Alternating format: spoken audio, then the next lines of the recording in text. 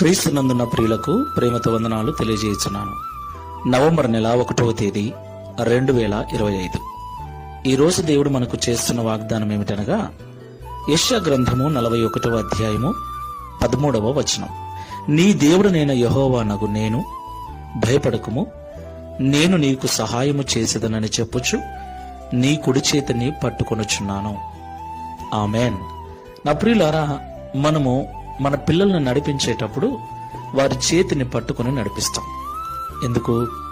వారు కింద పడతారని. ఒకవేళ వారు తడబడినా వారి చెయ్యి మన చేతిలో ఉంటుంది కాబట్టి కింద పడకుండా వారిని లేపగలం.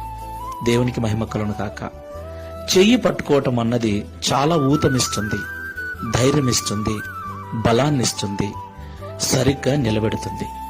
అలాగే దేవుడు మన చెయ్యి పట్టుకుంటే, అవును ప్రియులారా, ఈ లోకంలో ప్రతిరోజు ఎన్నో సవాళ్లు, ఎన్నో సమస్యలు, ఎన్నో రకాల ఇబ్బందులు, ఒంటరి పోరు చాలా ఇబ్బందిగా ఉంటుంది. అదే ఒకరు మన చెయ్యి పట్టుకొని మనల్ని నడిపించేవారుంటే, బలపరిచేవారుంటే దేవునికి మహిమ కలుగును గాక.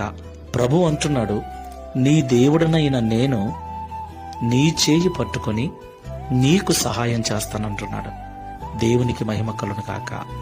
ప్రియులారా, నిజంగా మనము దేవుని కార్యములను కొన్నిసార్లు గ్రహించలేక మూర్ఖంగా మాట్లాడుతుంటాం. దేవుడు మన చెయ్యి ఎప్పుడూ విడిచిపెట్టడు. ప్రియులారా, మనమే పొరపాటుగా దేవుణ్ణి నిందిస్తూ ఉంటాం. ఈ మాటలు వింటున్న ప్రియ సహోదరి సహోదరుడా, మనం ఆయన చెయ్యి వదిలిపెడతామేమో కానీ ఆయన మన చెయ్యి ఎన్నడూ వదిలిపెట్టడు. కాబట్టి ఆయన చెయ్యి పట్టుకోవటం మానేసి ఆయనకు మన చేతిని అందిద్దాం. మన